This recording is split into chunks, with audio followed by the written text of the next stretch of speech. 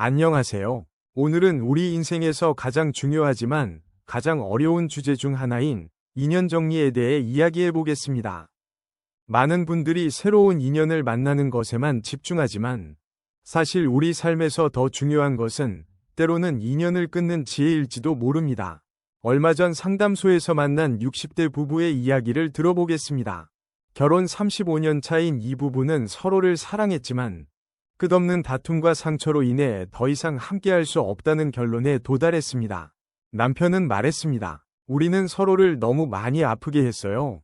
이제는 아름다운 추억만 간직하고 각자의 길을 가는 것이 서로를 위한 일인 것 같아요.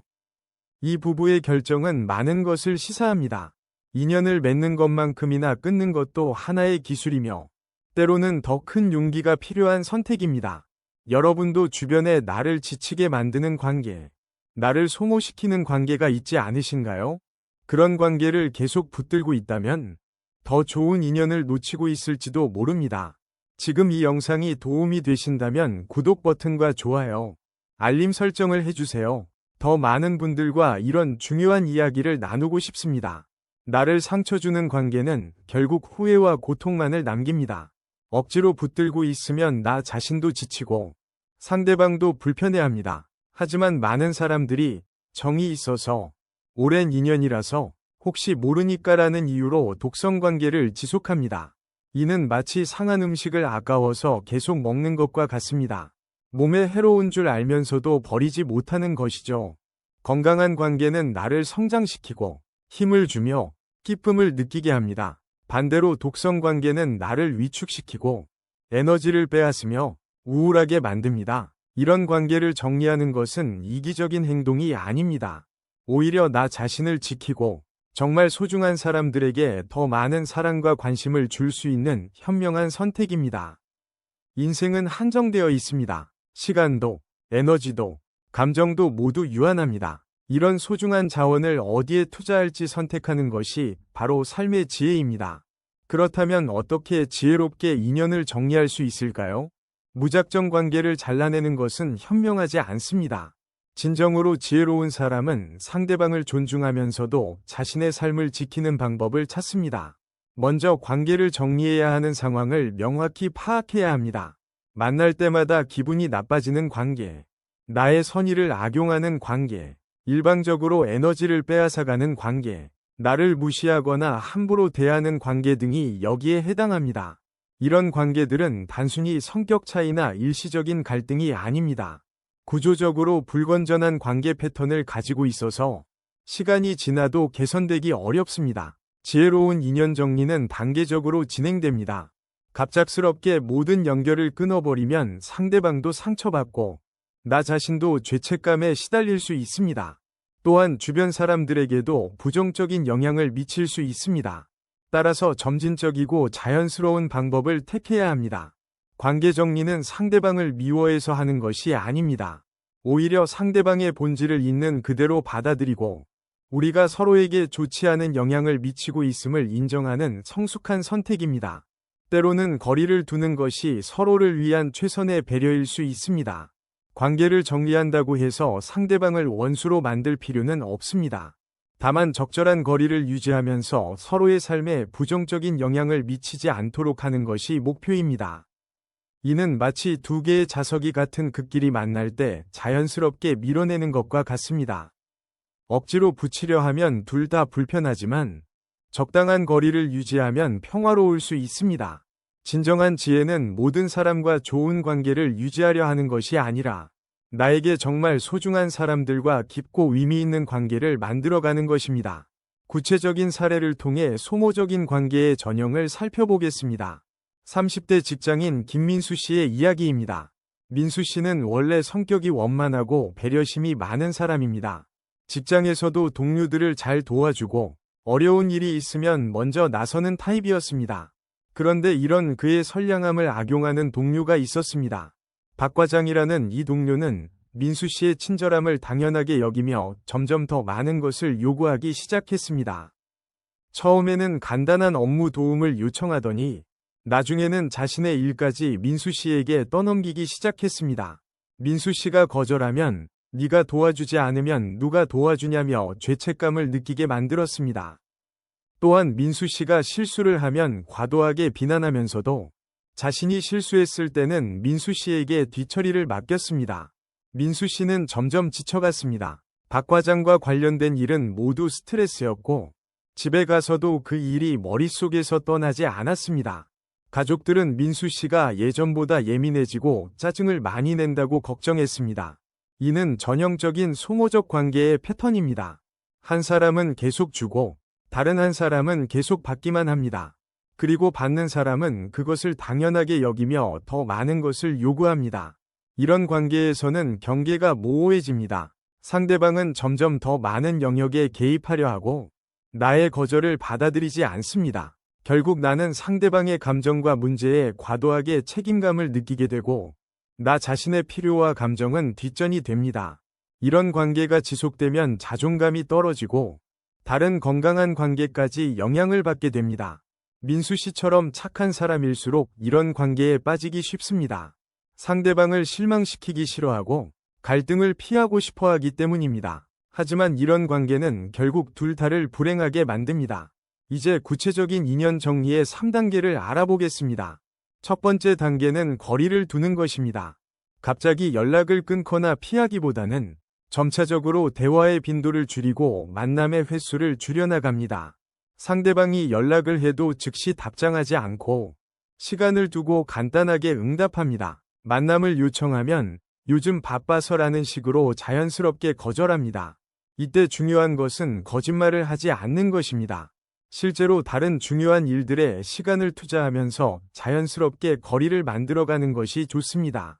두 번째 단계는 분명한 태도를 보이는 것입니다. 상대방이 부당한 요구를 하거나 경계를 넘어서려 할 때 간결하고 단호하게 거절합니다. 이때 긴 설명이나 변명은 피해야 합니다. 죄송하지만 그건 도와드리기 어려워요. 그 부분은 제가 관여할 문제가 아닌 것 같아요. 라고 명확하게 의사를 표현합니다. 상대방이 설득하려 하거나 감정적으로 반응해도 흔들리지 않는 것이 중요합니다. 세 번째 단계는 마음을 정리하는 것입니다.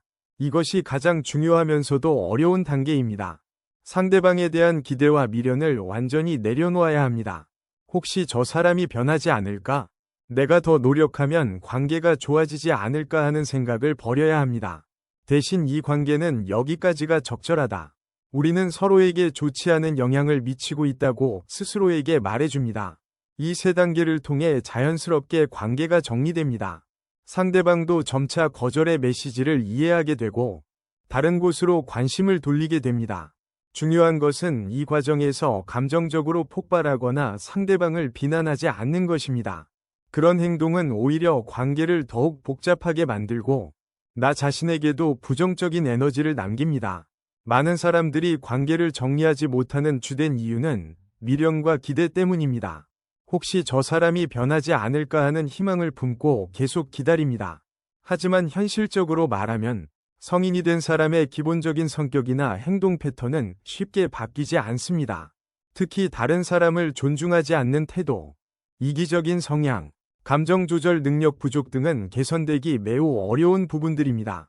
실제 사례를 들어보겠습니다. 40대 중반의 이영희 씨는 20년 넘게 친구로 지낸 사람과의 관계 때문에 고민이 많았습니다. 그 친구는 영희 씨에게만 자신의 불만과 고민을 털어놓았는데 항상 부정적인 이야기뿐이었습니다. 남편 욕, 시댁 욕, 직장 동료 욕까지 끝이 없었습니다. 영희 씨가 조언을 해주면 넌 내 상황을 몰라라고 하면서도 계속해서 같은 이야기를 반복했습니다. 영희 씨는 친구를 만나고 나면 항상 기분이 우울해졌습니다. 마치 독을 마신 것 같은 느낌이었죠. 그러면서도 20년 지기인데 나만 의지하는데 라는 생각에 관계를 끊지 못했습니다. 결국 영희 씨는 용기를 내서 그 친구와 거리를 두기로 결정했습니다. 처음에는 죄책감이 들었지만 시간이 지나면서 마음이 한결 가벼워졌습니다. 그 시간에 정말 소중한 사람들과 더 깊은 관계를 만들어갈 수 있었고 새로운 취미생활도 시작할 수 있었습니다. 관계를 정리하는 것은 상대방을 미워해서가 아닙니다. 자신을 존중하고 보호하기 위한 선택입니다. 나의 마음과 시간, 에너지는 소중한 자원입니다. 이것들을 나를 지치게 만드는 곳에 계속 투자할 이유는 없습니다. 오히려 나를 성장시키고 기쁨을 주는 관계에 더 많이 투자해야 합니다. 미련을 버리고 현실을 받아들이는 것이 진정한 성숙함입니다. 동서양의 철학자들과 현대 심리학은 관계 정리에 대해 어떤 관점을 제시할까요? 먼저 공자는 친구를 사귈 때는 자신보다 나은 사람을 선택해야 한다고 말했습니다. 여기서 나은 사람이란 단순히 능력이 뛰어난 사람이 아니라 나의 삶을 바르게 만드는 영향력을 가진 사람을 의미합니다. 공자는 관계 정리를 자기 수양의 일부로 보았습니다. 나를 타락시키거나 나쁜 길로 인도하는 관계라면 비록 친밀하더라도 거리를 두어야 한다고 가르쳤습니다. 니체는 더욱 직설적입니다. 그는 자신의 힘을 성장시키지 못하고 약하게 만드는 관계는 삶을 갉아먹는 독이라고 했습니다. 니체에 따르면 관계를 끊는 것은 더 큰 힘과 자유를 얻기 위한 용기 있는 선택입니다. 약함과 위존에 머물러 있는 것이 아니라 자신의 잠재력을 최대한 발현하기 위한 과정이라고 봤습니다. 불교의 영기 사상은 또 다른 관점을 제시합니다. 모든 것은 인연에 의해 생겨나고 사라집니다. 따라서 관계 또한 영원하지 않으며 억지로 붙잡을 필요도 없습니다. 부처님은 어리석은 자와 함께하면 지혜로운 자도 어리석어진다고 경고했습니다. 이는 관계의 영향력을 간과해서는 안 된다는 뜻입니다. 현대 심리학에서는 관계의 질 이 개인의 정신건강에 미치는 영향을 과학적으로 입증했습니다. 하버드 대학의 75년간 추적 연구에 따르면 건강한 관계를 유지하는 사람들이 더 행복하고 오래 삽니다. 반대로 독성 관계에 노출된 사람들은 우울증, 불안장애, 스트레스 관련 질환에 걸릴 확률이 높습니다. 심리학자들은 감정 전염이라는 개념을 통해 부정적인 관계의 해로움을 설명합니다. 우리는 무의식적으로 가까운 사람의 감정과 태도를 흡수합니다. 따라서 항상 부정적이고 불평만 하는 사람 곁에 있으면 자신도 모르게 그런 성향을 닮아가게 됩니다. 이 모든 관점들이 공통적으로 말하는 것은 하나입니다. 관계는 선택입니다. 그리고 그 선택에는 책임이 따릅니다. 그렇다면 실제로 관계를 정리할 때 어떤 원칙을 지켜야 할까요? 첫 번째 원칙은 거리를 두는 것입니다. 갑자기 모든 연락을 차단하기보다는 점진적으로 교류를 줄여나가는 것이 바람직합니다. 상대방이 메시지를 보내면 이전처럼 즉시 답장하지 말고 하루나 이틀 뒤에 간단하게 답장합니다. 만남을 제안하면 요즘 개인적으로 바쁜 일이 있어서 라고 정중하게 거절합니다. 이때 거짓말을 할 필요는 없습니다. 실제로 자신에게 의미 있는 다른 일들에 시간을 투자하면서 자연스럽게 거리를 만들면 됩니다. 두 번째 원칙은 경계를 명확히 하는 것입니다. 상대방이 사적인 영역에 과도하게 개입하려 하거나 부당한 요구를 할 때는 정중하지만 분명하게 선을 그어야 합니다. 그 부분은 제가 도움드리기 어려울 것 같아요. 저는 그런 이야기는 듣고 싶지 않아요 라고 명확하게 의사를 표현합니다. 이때 중요한 것은 감정적으로 반응하지 않는 것입니다. 차분하고 단호한 태도를 유지해야 합니다. 세 번째 원칙은 마음을 닫지 않는 것입니다. 관계를 정리한다고 해서 상대방을 영원한 원수로 만들 필요는 없습니다. 인간적인 예의와 존중은 끝까지 지켜야 합니다.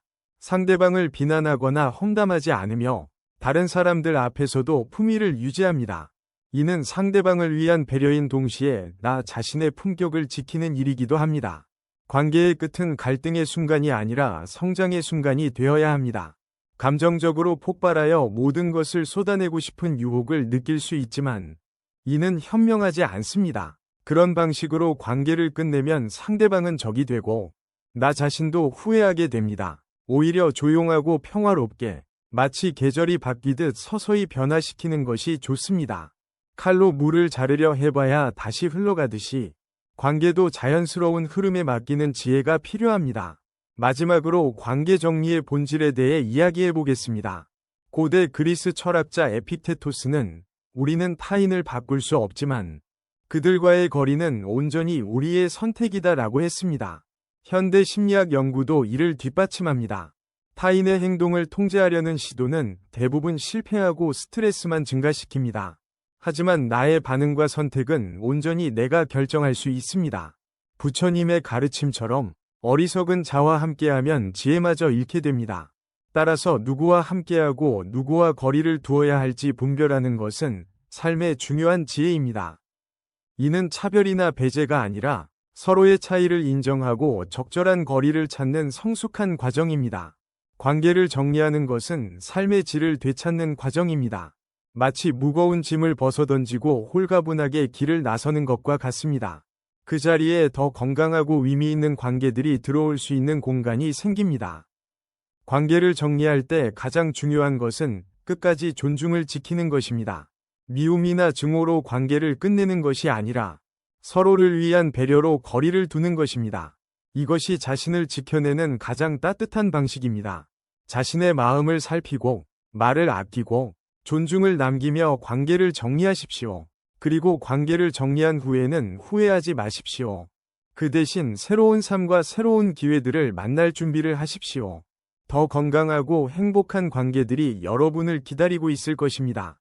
그것이야말로 진정한 관계 정리가 주는 가장 큰 선물입니다. 시청해주셔서 감사합니다. 이 영상이 도움이 되셨다면 구독과 좋아요, 알림 설정을 부탁드립니다. 더 많은 분들과 이런 소중한 이야기를 나누고 싶습니다. 여러분의 삶에 진정으로 소중한 인연들만 남기시기를 진심으로 바랍니다.